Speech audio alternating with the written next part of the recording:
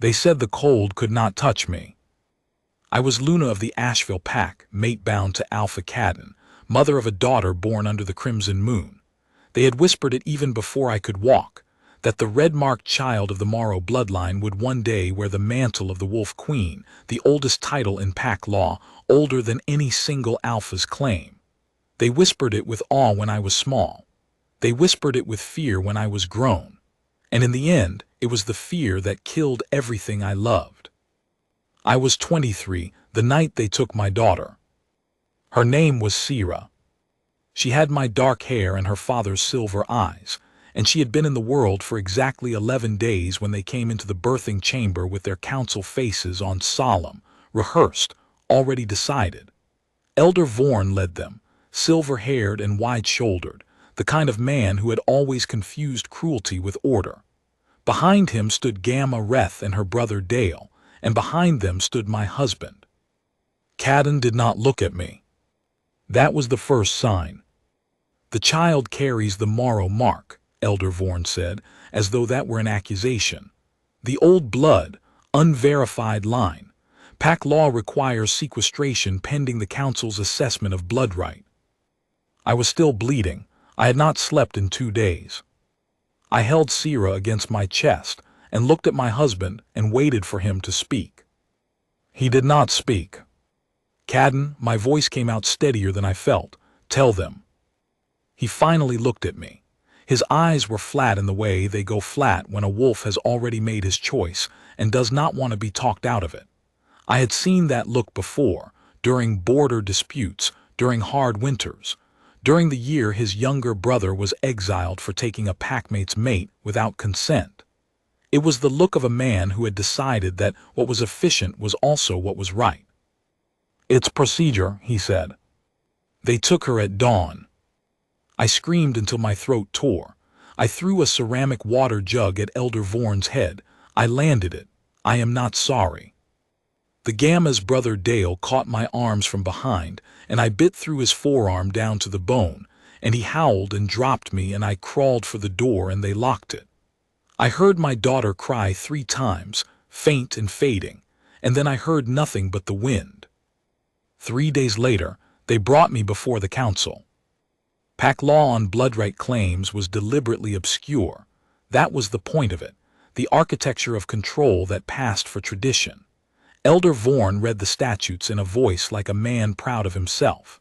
The child of a Morrow bloodline must be surrendered to the council's wardship until her majority, unless the presenting parent can prove an unbroken lineage back to the first Moon Covenant. Without proof, the child would be raised as a ward of the pack. The presenting parent, that was me, erased to a legal designation, would be offered reintegration into the pack as an unmated Omega, provided she renounced all claims. If she refused, she would be exiled. I looked at my husband. He sat at the far end of the long stone table, his jaw working like he was chewing something he didn't like the taste of. Gamma Reth sat beside him. Her hand was on the table 3 inches from his. I noticed that. I looked at Elder Vorn. Where is the first Moon Covenant documented? I asked. Silence. What archive holds the bloodright records? More silence. Then how, I said, is anyone supposed to provide proof of an unbroken lineage to something you've never made available for inspection? Vorn smiled. It was the smile of a man who had spent decades constructing rooms with no exits. The burden of proof rests with the claimant. We cannot help the inadequacy of the claimant's preparation. I understood then. Not the politics of it, I had already understood that. I mean, I understood the truth beneath the politics. They had never intended for me to pass. Sira was not being assessed. She was being kept. She was the leverage that was supposed to make me small and compliant and grateful for whatever scraps they chose to offer. The exile was not a punishment. It was a disposal. I stood up. I renounced nothing. They put me out the eastern gate at sunset with a wool cloak, a half-loaf of bread, and the clothes on my back. 2 sentinels walked me to the boundary stone. Neither of them spoke. One of them, a young male named Orin, barely 19, kept his eyes fixed on the middle distance with the determined blankness of someone who knew he was doing wrong and had chosen comfort over conscience. The other, older veteran, just looked tired. I stepped over the boundary stone and did not look back. That is the story I carry. That is the bottom of everything. But a bottom is not an ending, it is just the point from which you begin to climb. The forest east of Asheville Territory runs for 11 miles before it opens onto the Graymere Plateau. I knew this because I had studied pack maps as a girl, the way girls with Moro blood were always encouraged to do, before the elders understood that letting them study maps meant letting them understand what lay beyond. The plateau in winter was brutal. Open ground, wind that came from the north like something personal, cold that got into your joints and stayed. But cold could not touch me. They had always said so. I found out on the third night that it was not entirely true. I had been eating bark beetles and frozen berries and sleeping in the hollows of old trees. I had shifted twice to conserve heat, spending long hours on 4 legs where the wolf's body handles cold better than the human one. But the grief does not diminish in wolf form. If anything, it clarifies, stripped of language and rationalization. You are left with only the pure animal fact of loss, and it is enormous. I lay in the roots of a fallen oak on the third night and shook, and it was not entirely from the cold. I had built my identity around being a Luna. Not just a title, the specific way of moving through a pack, the way you learn to read tensions in a room, to hear what is not said, to hold the pack's emotional weather in your chest like a second heartbeat. I had been good at it. I had loved it. And now I was in a hollow in a tree eating bark beetles, and my daughter was sleeping in a council wardroom somewhere, and my husband had not spoken a single word in my defense. I shook, and then I stopped shaking. Because the Moro mark on my left shoulder blade, which I had been told my whole life was a birthmark, a stain, an irregularity, was warm. Not warm the way skin is warm, warm the way an ember is warm. A specific directional heat like a compass needle pressing. I reached back and touched it. The skin was smooth, but the warmth pulsed, steady as a heartbeat and oriented, northwest, away from Asheville, away from the grief and towards something I could not yet name. I lay there for a long time listening to it. Then I got up, tightened my cloak and walked northwest. I walked through that night and most of the next day. The forest thinned into scrubland into frost-hardened meadow, and I walked because walking was the only choice that didn't lead back into the hollow in the tree. I found a stream in the early afternoon, broke the ice with my boot heel, drank until the cold hurt my throat, then caught a small fish with my hands 3 tries, and the third worked, and ate it raw because I had no flint and the sun was still up, and I was not going to stop moving to cook a fish. The wolf part of me knew how to do all of this. The wolf part of me had always known. It was the human part that had forgotten, spending years inside the warm architecture of a pack, the walls and fires and organized schedules of pack life. Exile strips the human habits away fast. I was surprised by the end of the second day by how quickly the stripping happened, by how little I missed the walls. What I missed was not comfort but specific warmth, the weight of Sierra against my shoulder, the specific small sound she made, the way she smelled of milk and the first fine animal scent of herself.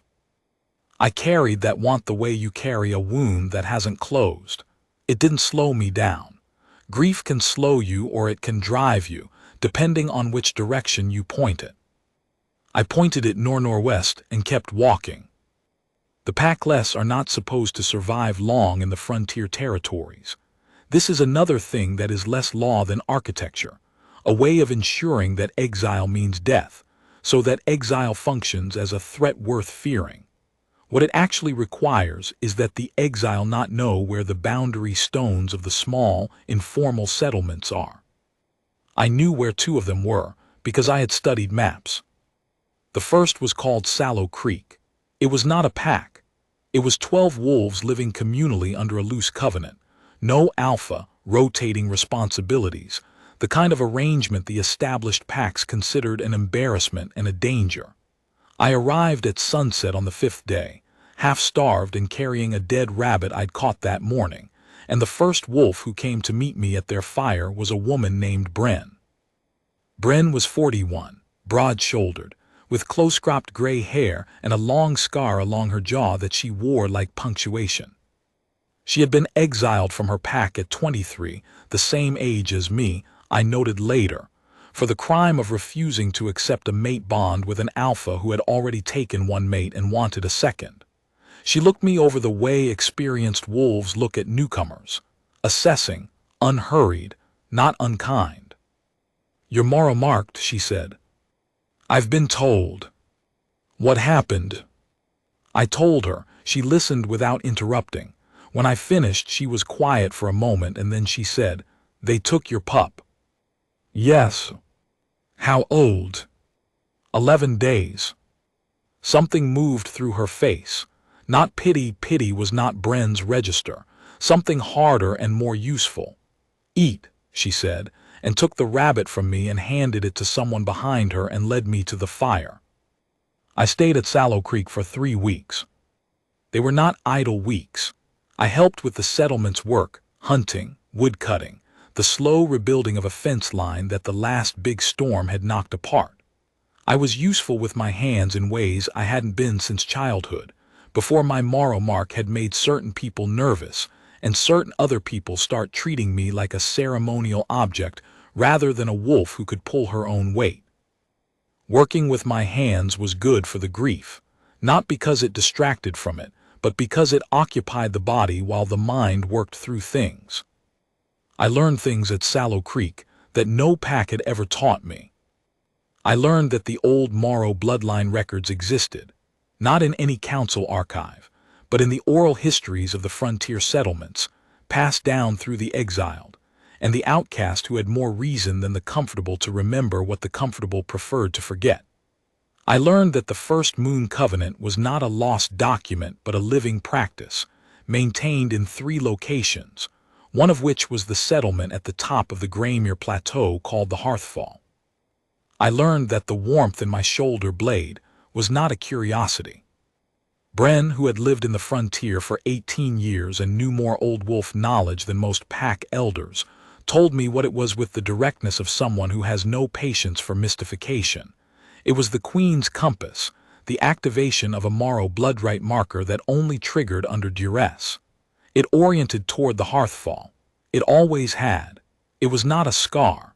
It was not a stain. It was a key, and someone had been careful, for as long as I could remember, to make sure I never understood what it unlocked. I asked Bren to come with me. "No," she said. "Why?" "Because I'm 41 and my knees are bad, and I run this settlement and 32 people depend on me, and I am not what you need anyway." She looked at me with those flat, direct eyes. "What you need is your own people. You're about to find them. Try not to be too surprised when they're broken." I thought about arguing.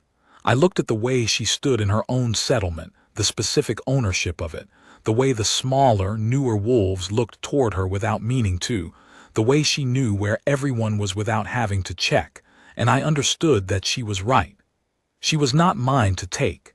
She had already built what she was building.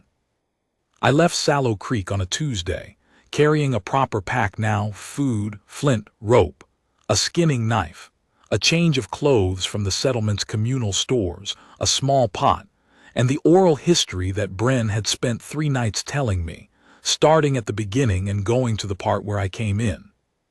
I followed the compass, northwest, up the long grade toward the plateau. I found the first of my broken people on the 2nd day. His name was Kale. He was sitting beside the remnants of a fire in a ravine, holding his right hand at a wrong angle, and when I came around the bend in the trail, he looked up at me with the expression of someone who has given up on being surprised by anything. He was maybe 27, lanky, with a jaw that had been broken and reset wrong and dark eyes that had the slightly unfocused look of someone in pain. "That hand's broken," I said. "I'm aware," he said. How long? 2 days. Can you shift? Not without setting it first. Can't set it alone. I set it. He made no sound, which impressed me. I wrapped it with strips of linen from my pack, and when he was less gray, I sat across the cold fire from him and asked him who he was. Cale had been beta of the Ironwood Pack, 3 territories east of Asheville. He had been stripped of his rank 3 months ago for a specific crime. He had refused a direct order from his alpha to execute an Omega male who had been accused of communicating with an outside settlement. He didn't believe the Omega was guilty. He still didn't. He had refused the order, and the alpha had stripped his rank, and then exiled him when he wouldn't recant. He had been wandering the frontier since, with no particular direction and no particular purpose, which was how he had ended up in a ravine with a broken hand and a dead fire. "Where are you going?" I asked. "Nowhere." "Come with me then. I'm going to the Hearthfall." He was quiet for a moment, turning his newly wrapped hand over carefully. "The Hearthfall's a story people tell. It's real. I've had confirmation from a reliable source." "Why do you want to go?" I told him about Sierra, about the Morrow Mark, about what Bren had told me. He listened the same way Bren had, without interrupting, taking it in completely, the way people who have been genuinely good at reading a pack learn to listen, because you never know where the important part is going to be. When I finished, he was looking at my shoulder, where the mark was, though it was covered by my cloak. "You can feel it?" he asked. "The warmth, yes." He was quiet again. "Then I was a good beta. I was the work of it, the reading of a pack, holding things together. I was good at it, and they took it away because I had a conscience." A pause. He looked at the dead fire. "I've been sitting next to this dead fire for 2 days being useless. Come with me." He came. The second one I found was harder. Her name was Siva, and she did not want to be found. I nearly walked past her. She was in the high branches of a spruce tree at the edge of the plateau grade, wrapped in a dark cloak that made her nearly invisible against the bark. And the only reason I spotted her was that Cale stopped walking and tilted his head and said, quietly, with the instinct of someone who had spent years being professionally alert to where people were in relation to each other, "There's someone in that tree." "I'm not here," Siva said from the branches. "We can hear you," I said. "That's not the same as being here." "It's cold," Cale said, with the reasonableness of someone who has recently learned hard lessons about exposure. A long pause from the branches, then, "Yes. It is very cold." Siva came down eventually, because the cold at altitude was genuine, and the spruce tree was not actually warm enough to sustain her through the night. She was 25, small and sharp-faced, with restless, clever hands, and the habit of scanning the tree line every few minutes that came from living in fear of being found. She had been exiled from the Fen Pack for the crime of knowing too much. Specifically, she had discovered that the Fen Alpha's territorial expansion strategy involved a systematic program of poisoning border streams in rival pack territories and blaming the deaths on natural illness.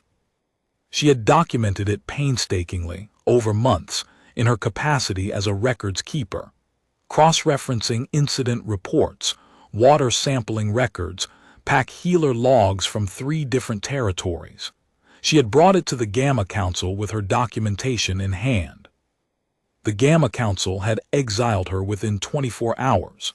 The documentation had been confiscated. "I've been trying to figure out what to do with what I know," she said. She was eating hard cheese from my pack and looking at us with suspicious eyes that missed very little. "I have records. In here." She tapped her temple. "I memorized everything before they confiscated my written copies, but information without a structure to receive it is just noise. I've been trying to figure out where the structure is." "What would you do with it if you had a structure?" Cale asked. "Use it," she said, flat and simple. I looked at her. "I'm going to the Hearthfall. I intend to claim my blood right, get my daughter back, and dismantle the false authority structure that took her. I could use someone who knows how to use information." Siva looked at me for a long time. The suspicious eyes didn't soften, but they became calculating in a different way, less defensive, more assessing. She was working through something, I could see it, turning it around looking for the angles. "What's the Morrow mark?" she asked finally. I showed her. She leaned in and looked at it the way Bren had, with recognition rather than wonder, the look of someone encountering a piece of a puzzle they have been missing. "I've read about that," she said quietly. "In a pack archive I wasn't supposed to access, the Queen's compass." She straightened and looked at my face. "You're real." "I'm cold and I'm walking uphill and I want my daughter. Yes, I'm real." "I'll come," Siva said. The third broken wolf was not an exile. He was something worse.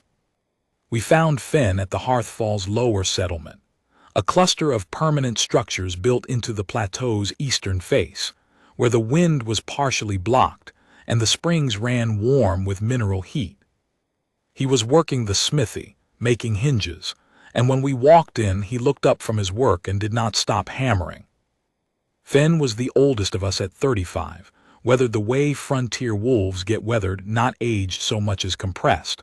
All the soft parts burned away, leaving something dense and functional. He had been a sentinel of the first moon, a guardian of the Hearthfall itself, and he had held that post for 12 years, and 6 months ago someone had found a reason to strip it from him. The reason was interesting. He had refused to deny what he had seen. What he had seen, 18 months prior, was a meeting between Elder Vorn of the Asheville Pack and the current warden of the Hearthfall, a wolf named Caro who had held the position for 20 years. He had been standing guard at the corridor outside the warden's private chambers, exactly where a sentinel was supposed to stand. He had heard them negotiate. The specific subject of their negotiation had been how to ensure that no Morrow bloodright claim ever successfully reached the Hearthfall for authentication. They had spoken about specific mechanisms: the replacement of hereditary witnesses with appointed ones, the reclassification of oral histories as unverified tradition in the official record, the management of any marked wolf who appeared to be following the compass. Management was the word Vorn had used. Fen had been standing guard for 12 years, and he knew what that word meant when powerful men used it about powerless ones. He had refused to pretend he hadn't heard it. He had also refused to make a formal report, because Caro controlled who received formal reports. So he had waited and kept his mouth shut and tried to figure out what to do. And then 6 months ago Caro had found a pretext, a sentinel overstepping his post, an accusation of mishandled information, and stripped him. He was still at the Hearthfall because he had nowhere else to go, and because, he said, with the particular stubbornness of a man who has decided to be inconvenient on principle, "The post belongs to the first moon. Caro can strip my title. He can't strip the post itself." We sat in the smithy that smelled of iron and wood smoke, the 4 of us, and I laid it out. What I knew, what Bren had told me, what Siva had memorized from the Fen archive, what Fen had heard in the corridor.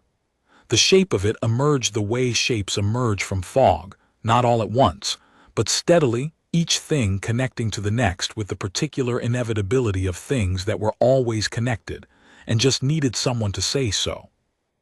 Vorn and Caro were not acting alone. The suppression of Morrow bloodright claims was not a new policy. It had been engineered over decades, across at least 3 pack territories and the Hearthfall administration itself. A false record trail, locked archives, convenient exile statutes that had been quietly rewritten over a generation. The Queen's compass activation suppressed through managed ignorance. If no one told you what the mark meant, you couldn't follow it to where it led. And where it led was here, to the Hearthfall authentication chamber, where the living oral record of the First Moon Covenant was kept, where 3 hereditary witnesses could verify a bloodright claim in the presence of the claimant, and where, if the claim was verified, pack law was unambiguous. The blood right holder took precedence over any alpha, elder, or council decision made in the interim. That last provision was the key, not the title, not the ceremony, the reversal power.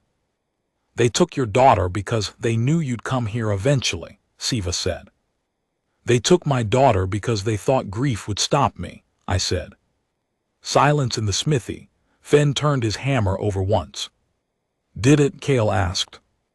I thought about the hollow in the tree, the shaking, the bark beetles and the frozen berries, and the grief that doesn't go away in wolf form, only clarifies.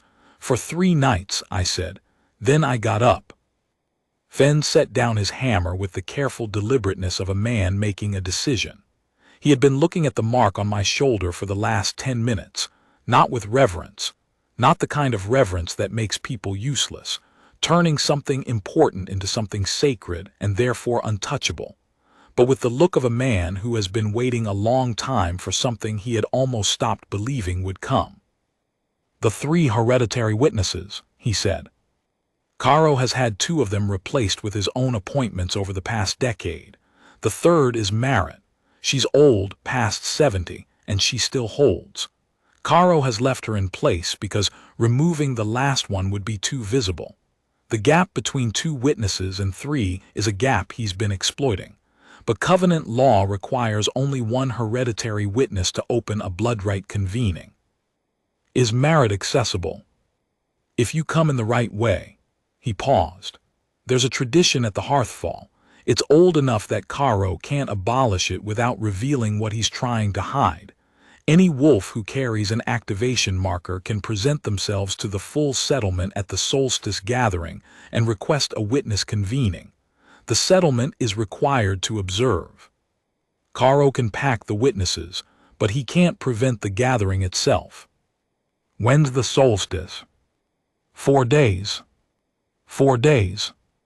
What followed was not a battle plan, because battle plans are for armies, and we were 4 wolves with no rank, no territory, and a broken hand between us.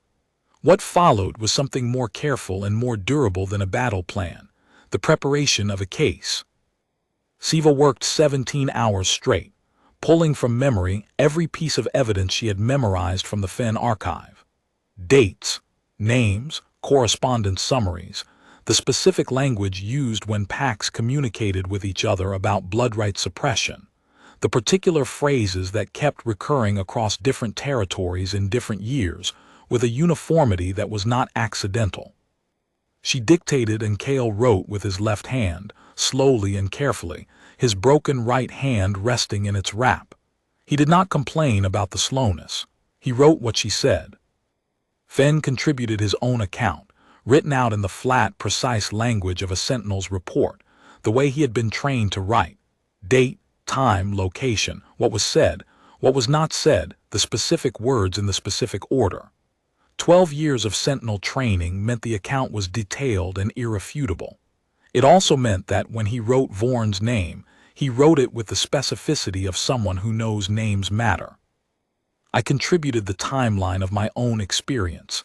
Every decision the Asheville Council had made, reconstructed in order, with the specific language Vorn had used at the hearing, which I had memorized in the way of someone who knows they will need to remember it, and is constitutionally unable to let go of an injustice. I wrote about the 11 days. I wrote about the morning they came into the birthing chamber. I wrote about Cadden's flat eyes. I wrote it plainly without inflection, because plain language is harder to dismiss than passionate language. By the end of the 2nd day, we had 34 pages. By the end of the 3rd day, the settlement knew I was there. The Hearthfall was not large, perhaps 200 wolves in permanent residence, with another 100 or so transient at any given time.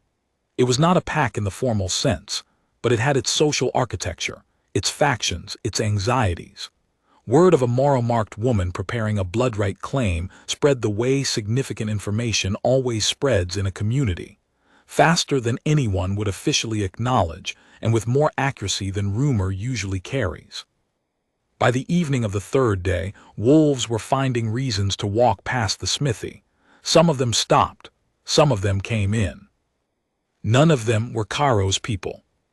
The ones who came in were the ordinary residents of the Hearthfall, hunters, craftspeople, archivists, the small community of packless wolves who had made this plateau their permanent home, and who had been living, for as long as anyone could remember, under the particular discomfort of knowing that the person who ran their settlement had made choices that most of them had preferred not to think about too hard. They thought about them now.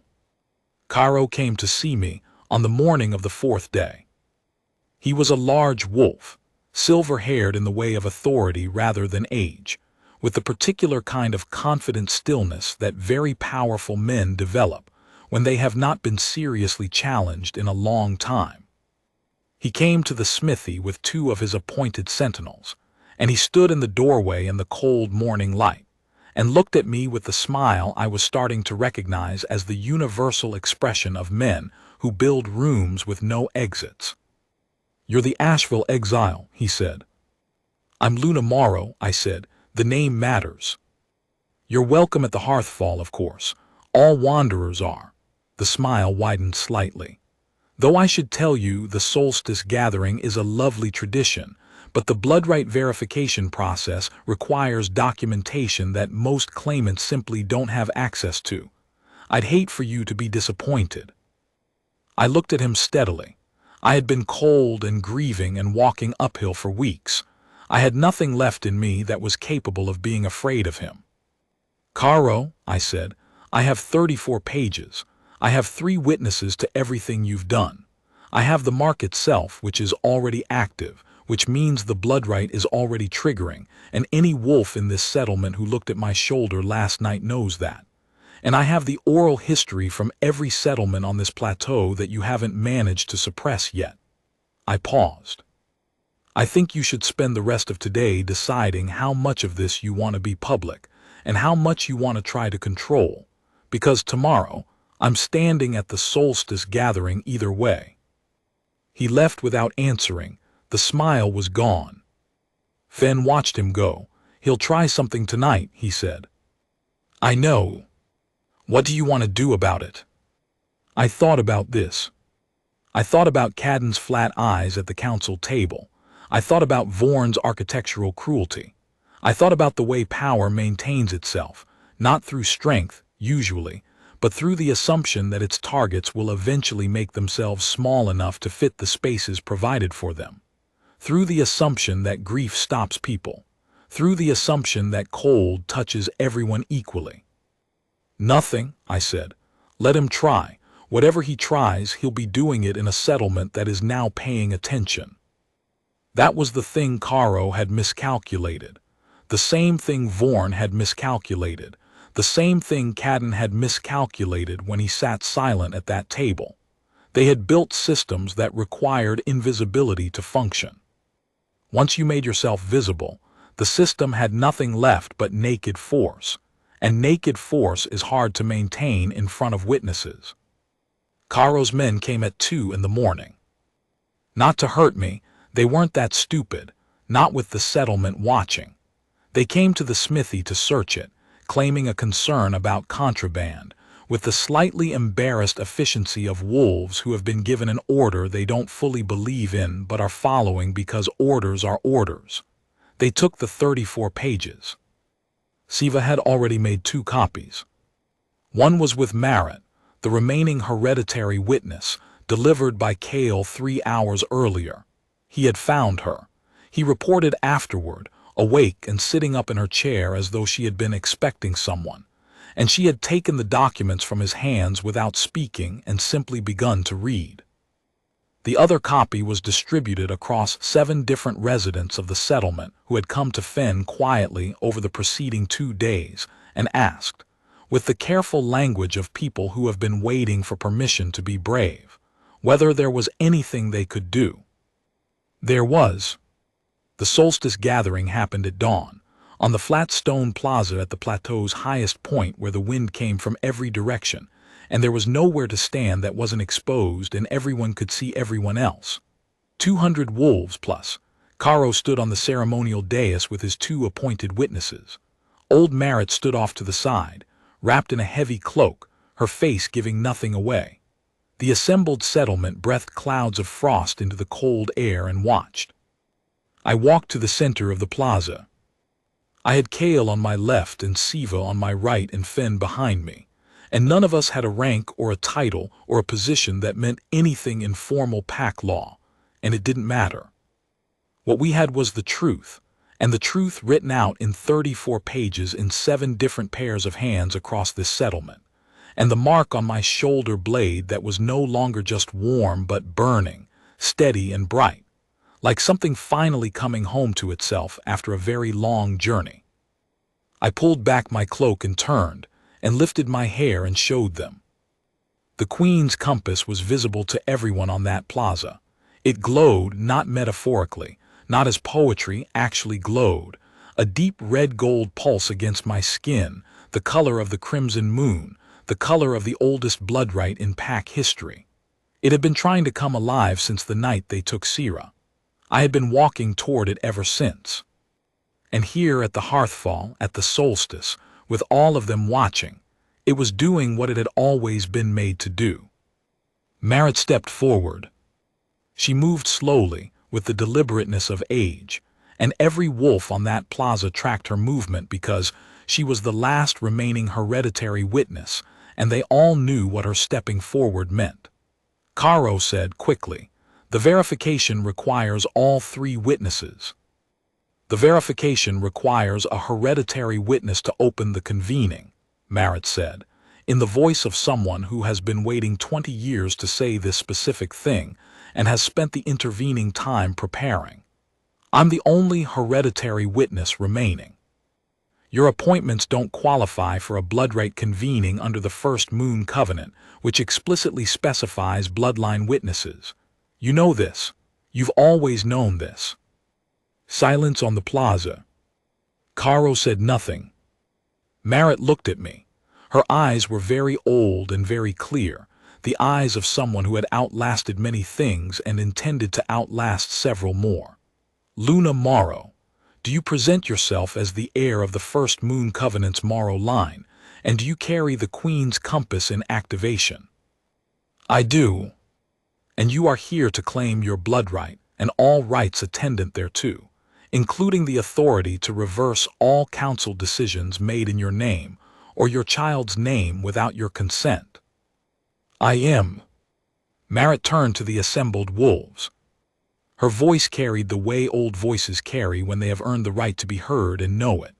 "I, Marit Solace, hereditary witness of the First Moon Covenant, certify this claim as valid and verified. The mark is active. The line is unbroken. Luna Morrow is the Wolf Queen of record, ranking above all sitting alphas and all council structures within the territories of the Covenant. Any decision made in contravention of her blood right, or the blood right of her descendants, is void under Covenant law effective from this moment." The silence lasted 3 seconds. Then someone on the left side of the plaza started to shift. Not in aggression, in acknowledgement, the old way, the way wolves signal recognition of a dominant without violence, the gesture that predates pack politics by 1,000 years. A ripple moved through the crowd. One after another, wolves lowered their heads, some shifting partway, some simply bowing, the gesture traveling through the assembled settlement like a wave that didn't break, just kept moving, each wolf choosing it separately and all of them choosing it in the same breath. Caro did not lower his head. He stood on the dais with his appointed witnesses and the ruin of 20 years of careful architecture, and his face was doing something complicated. I turned to Fen, "Take his sentinel's weapons." Fen was already moving. I turned to Siva. "Get the copies distributed to every settlement representative who traveled here for the solstice. I want every pack in the Covenant territories to have this documentation before sunset." Siva was already gone. I turned to Kale. He was watching me with the expression he'd had since the ravine, that particular look of someone discovering what they're actually for, the relief of it, the sudden absence of uselessness. I need a beta, I said. The position is real work. You'd have to be willing to be wrong and say so and start over. That's what I've always done, he said. I just stopped being allowed to. Good. I walked up onto the dais. Caro took a step back. He was still doing the complicated face. I stopped in front of him and waited. I'm not your enemy, I said quietly. This was true, and it was also tactical, but it was mostly true. I didn't have the capacity for hatred of Caro. What I had for him was the specific clarity you develop about someone who chose the wrong thing long enough ago that they had forgotten they'd made a choice. You built something that protected an existing order. That's what people do when they're afraid of change. I don't have time to be angry at you. I paused. I need to get my daughter back. After that, we can talk about what the Covenant territories look like going forward, and you can decide whether you want to be part of that or not. But if you obstruct me tonight... I won't, he said. He sounded like a man whose room had finally run out of exits, and who was almost relieved. The ride to Asheville took 2 days on horses from the Hearthfall stable. I brought Kale and Finn, and 6 settlement wolves who volunteered. Not warriors mostly, just people who wanted to be present for this, the way ordinary people sometimes need to witness things to believe they happened. I brought the documentation. I brought Merritt's written certification sealed with the first Moon Covenant mark. And I brought what I had always carried and had never understood until now. The specific quality of someone who has lost everything except what is essential, and has discovered that what is essential is enough. Cadden met us at the gate. He had known we were coming. News travels ahead of horses when people want it to. He was standing outside the gate rather than inside it, which told me something. He was without his alpha guard, which told me more.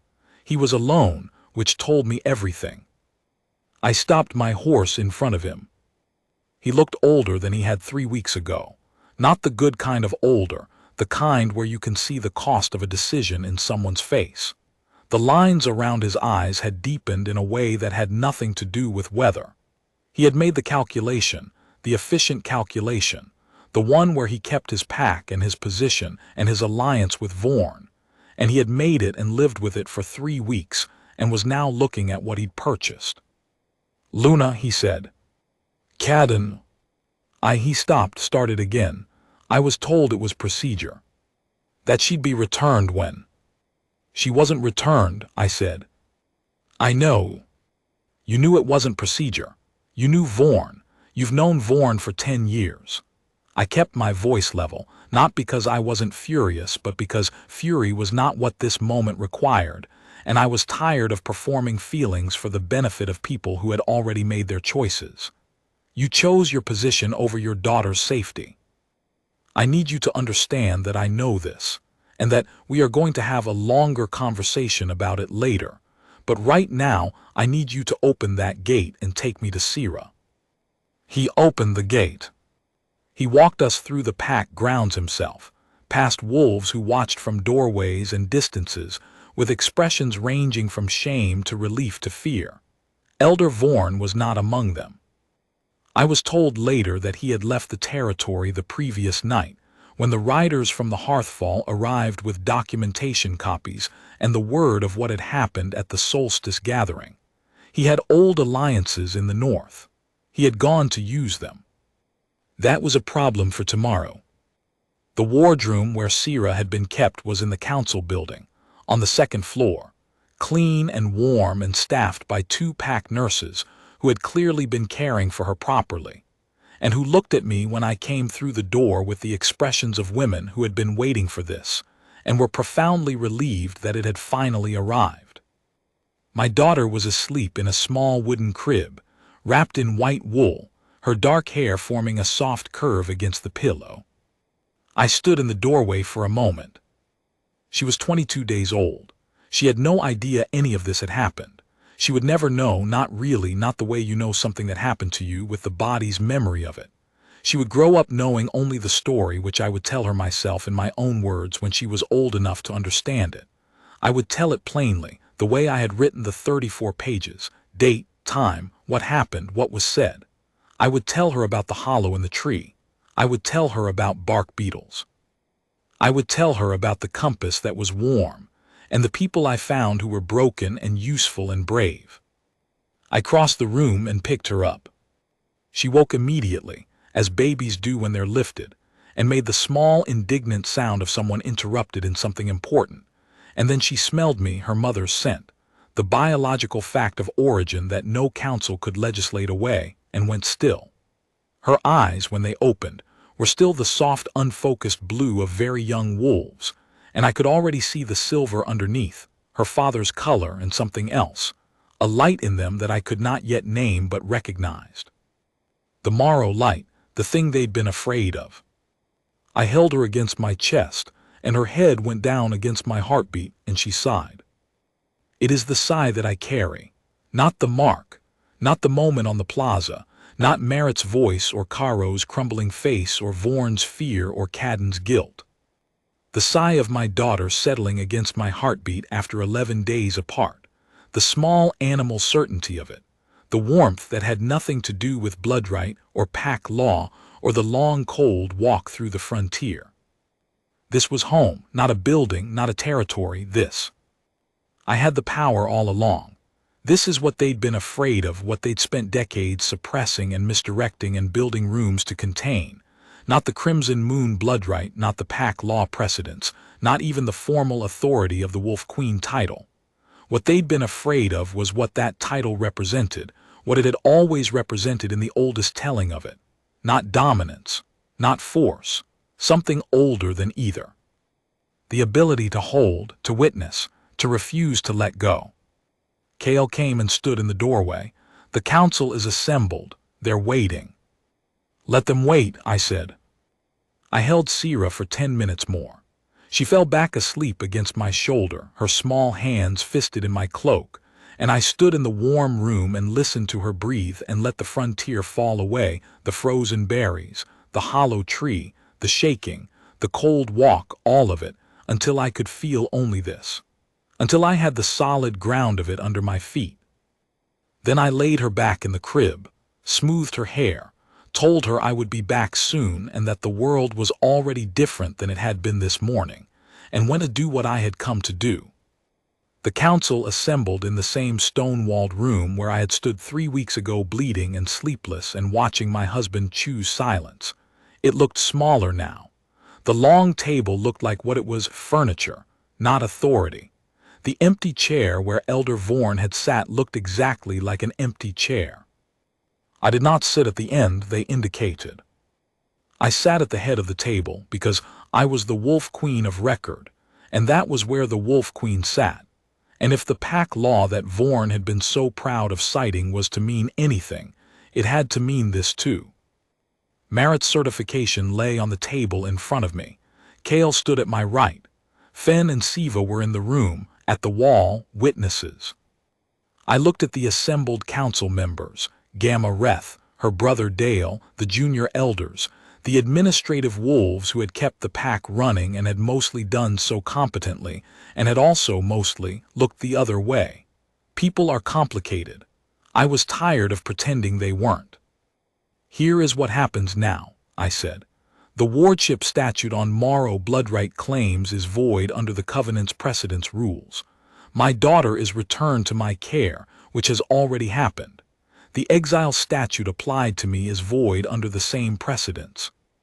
Any elder or council member who participated in enforcing those actions can come forward voluntarily and make a full accounting to the settlement, or can wait to be named in documentation that is already circulating through every Covenant territory. I paused. The voluntary option is faster. It is also better for everyone involved, including the people making it, because the record shows cooperation rather than obstruction, and the record will exist regardless. Gamma Reth's hand was no longer 3 inches from my husband's. She looked at me across the table with the expression of someone running calculations, and then she said, without drama, without ceremony, "I'll give a full accounting." Her brother followed, then 2 of the junior elders, then the 3rd. Cadden sat at the far end of the table and watched me with those flat silver eyes that were no longer flat in the old way, flat like a decision already made, but flat in a different way. The flatness of grief, of reckoning, of a man sitting in the wreckage of a choice and beginning slowly to understand what he had broken and what it would take to repair it, if repair was possible. We would talk, later. We would talk about what a pack could look like when it was built on something other than the suppression of the thing they'd been afraid of. We would talk about Sira and what she would need, and what her father could be to her even in the complicated aftermath of what he had chosen. We would talk about whether I could find, in the ruins of what I'd thought our mating was, anything worth carrying forward, or whether what needed to happen was something quieter and more final. A setting down, a clean end, the proper grief of it. I didn't know the answers to those questions yet. I knew I would find them the same way I had found everything else, by walking toward the warmth. I knew that I was still here. I knew that my daughter was sleeping one floor above me. I knew that the mark on my shoulder was warm and steady in a way that felt, for the first time in my life, like something that belonged to me, not a thing to be explained away or apologized for, not a burden or a liability or a leverage point for someone else to exploit, but mine. My blood, my line, my compass, and I had followed it home. That is the story I carry. A bottom is not an ending. A bottom is just the point from which you begin to climb. I had climbed, and I had brought broken things with me, and the broken things had proved useful in ways that whole things never could have been, because the broken ones had already survived the kind of loss that teaches you what you're made of. We had stood together on a windswept plateau and told the truth loudly enough that it couldn't be managed, and here I was. Wolf Queen. Wolf Mother. Same thing in the end. That's what they'd never understood, why they'd spent decades trying to suppress the bloodline and hadn't been able to.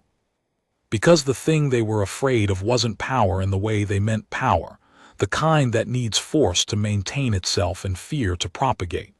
It was the other kind. The kind that doesn't need rooms with no exits because it's not trying to keep anyone in. The kind that travels without an army. The kind that survives 3 nights in a hollow tree. Sira sighed upstairs against her white wool and her crib's warmth. I am home, I thought, not a place, a state of being, a refusal, a direction. I am home. There is one more thing I haven't told. On the night before the solstice gathering, when Caro's men had taken the 34 pages and Siva was already certain they had been copied twice, and Kale was already with Marit and Fen was banking the smithy fire for the night, I walked out alone to the edge of the plateau. I do not know what I expected to find there. The drop was steep, a long black fall into the dark of the valley below, the distant lights of a smaller settlement winking through the trees. The wind came hard from the north, the way it had been coming for weeks. I stood at the edge and let it hit me. I had been carrying a very specific fear that I hadn't let myself name directly while I was moving, because moving was what needed to happen, and naming the fear would have slowed me. But here, the night before, with everything arranged as well as it could be arranged, I let myself name it. The fear was not that I would fail. I had gone past being afraid of failure somewhere around the 3rd night in the hollow tree, when I had understood that failure was just another kind of exile, and I had already survived exile. The fear was something smaller and more specific, that I would get Sira back and not know what to do next. That the thing that had driven me across the frontier and up the grade and into the hearthfall, the pure animal need of a mother for a child, would resolve, and in the resolution I would discover that I did not know who I was when I was not moving towards something. The Queen's compass pulsed against my shoulder, warm, steady. I touched it. It had oriented me here, to the hearthfall, to Marit, to Fen, to the 34 pages, to the moment on the plaza I could feel coming like weather. But a compass does not stop when you reach your first destination. A compass is always oriented, always indicating, always pressing warm against the skin. It doesn't run out. It just changes what it points at. I stood at the edge of the plateau, and I thought about what came after. Not the council, not Vorn's alliance in the north, not the long work of rebuilding what the suppression of the Morrow bloodright had cost the Covenant territories over decades. Those were real problems that would take real time and real people, and I had already started building the people. I thought about Sira, about the kind of world I was making for her to grow up in, about the particular thing the Morrow bloodright was supposed to be for, in the oldest telling of it, before it became a threat to manage. The reason the First Moon Covenant had created the Wolf Queen position in the first place. The First Moon Wolves had understood something that the current packs had forgotten, buried under centuries of accumulated hierarchy and male primacy, and the specific fear of any power that didn't work the way they expected power to work. They had understood that a pack's strength was not in its alpha's dominance alone. A pack held together was a pack that could survive. And what held a pack together was not force. Force could compel obedience but not loyalty, could enforce order but not belonging. What held a pack together was witness.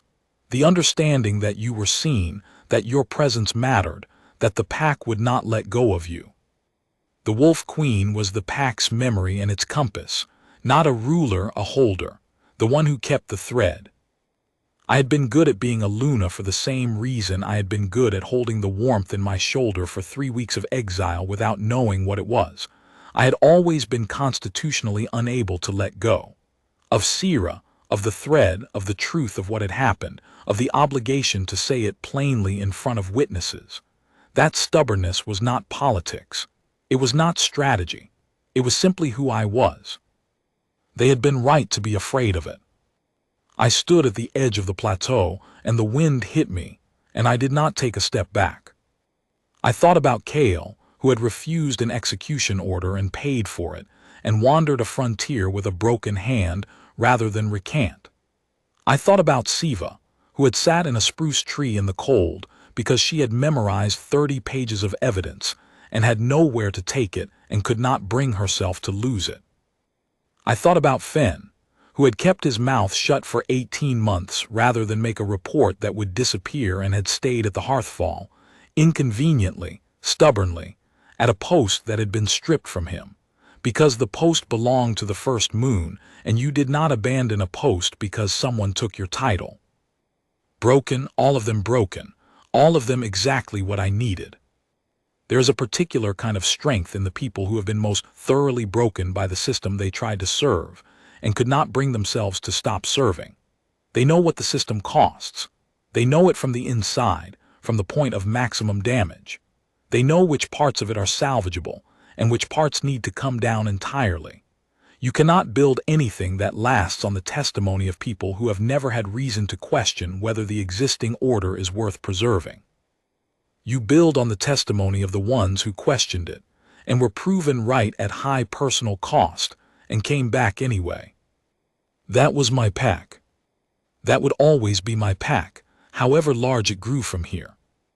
I stayed at the edge of the plateau until the cold moved from my fingers up to my wrists and I could feel the pull of sleep, and then I walked back to the smithy and lay down beside the banked fire and let the warmth of it settle into me, and I closed my eyes and thought, tomorrow and the day after and the day after that. All of it possible, all of it beginning. In the morning, I walked out onto the plaza. And the rest you know.